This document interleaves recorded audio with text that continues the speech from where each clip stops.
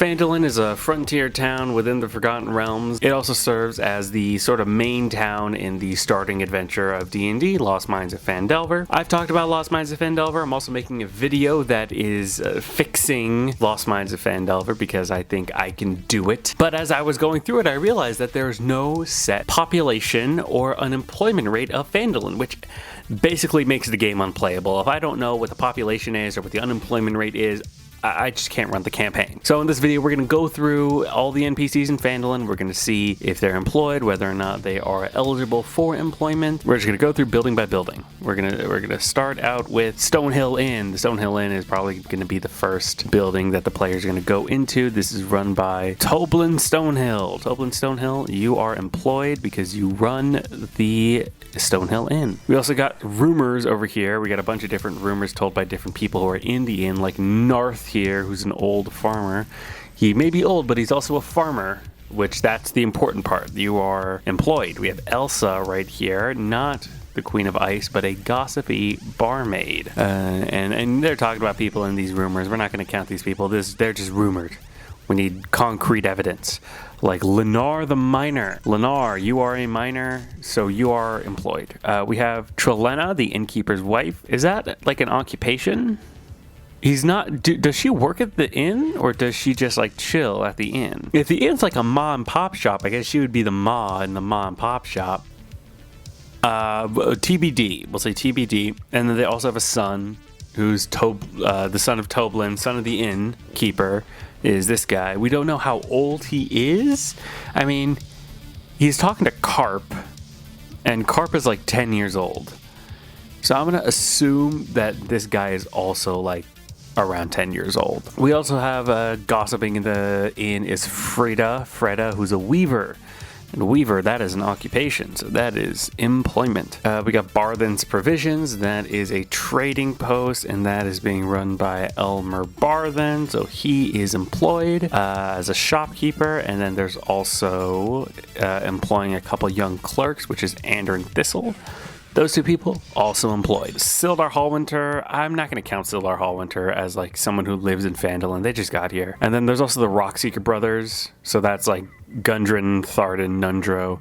They're camped outside of town. I don't think they are Phandalin natives. I think they've arrived in Phandalin. They're looking for work, but they haven't gotten that work yet. I'm not going to count them. We have Edelmath Orchard, where there's Darren. He's a retired adventurer. So he's unemployed. He does not have a job. It says right here he's a member of the Order of the Gauntlet, which is a devout and vigilant group that seeks to protect others. But I don't think that's giving him any paychecks. I think that's just like a club that he's a part of, which is not employment. So he's retired. He's not looking for work. He does not count as eligible, but he is part of the population. We now move on to the Lion Shield Coaster, the Lion Shield. The Lion Shield Place. This is a merchant company. The master of the Phandalin Post is a sharp-tongued human woman of 35 named Lenen Greywind. Lenine, you are master of the post, so you are employed. Doesn't seem like you're employing anyone else. That must be tough, working all on your own. You should do what Barthen is doing and employing some hooligans to work for you. Miners Exchange, we have Halia Thornton. Even though you are kind of sketchy and you're working with the Zentarum, you are also a guildmaster, so you are employed. We get to Alderleaf Farm. Alderleaf Farm we have a pragmatic farmer, Quellen Alderleaf. So you are employed. You also have a son named Carp, who's part of the population, but he is 10 years old, so he does not count as eligible for employment. Now we're at the Shrine of Luck, that is run by an acolyte named Sister Gorele. Sister Gorele. You are a scholarly acolyte. I don't think acolytes count as employed. Like priests, like a professional priest does, but acolytes, I think that just means like, those are like altar boys. Like, these people are not employed. You're telling me that these people are employed? I don't think this is a job that is paying them. I think this is something you do out of like a religious obligation. Sister Gorole, you are not employed. She's also a member of the Harpers. Looking into the Harpers, they are not like a strict organization. They are a decentralized network of spies, which basically means she eavesdrops on people as a hobby. You just gather information and then report it to someone. You're not getting a paycheck out of that. That's not... Do you have a W-2 from eavesdropping on people? Get out of here. You are unemployed. The Sleeping Giant, a rundown tap house, frequented by Red Brand thugs, operated by a surly female dwarf named Grista. Grista, you are employed for running the Sleeping Giant. You get to the Town Master's Hall. The town folk elect someone to serve as a Town Master every year. That sounds like a job to me, because they serve as a judge in minor disputes. Current Town Master is a male human banker named Harbin Wester. So not only are you a Town Master, but you are also a banker, double employed. Harbin Wester, you're employed. I don't think Yarno Albrecht counts. He's only been in Phandalin for 2 months, so I'm not going to count him as like part of the Phandalin population. Now we get to the red brands. It's going to take a little bit to count out the red brand. The first encounter has 4. 3 more red brands. I don't think these skeletons in the crypts count as part of the population. Has 2 more red brands. We're at 9. There's also captives. 3 human commoners that are imprisoned here. Myrna and her 2 teenage children. It said earlier in the rumors that Thel, her husband, was a woodworker who was killed, which means he's no longer part of the working populace. Myrna doesn't have a listed occupation, but she has 2 children. We have Nars and Nilsa, and so I'm just going to say Myrna is a stay-at-home mom. Okay, so we have the bugbears. I mean, technically they're living in Phandalin. I'm just gonna include them. I'm also gonna count Droop, because Droop is also living in Phandalin. I love you, Droop.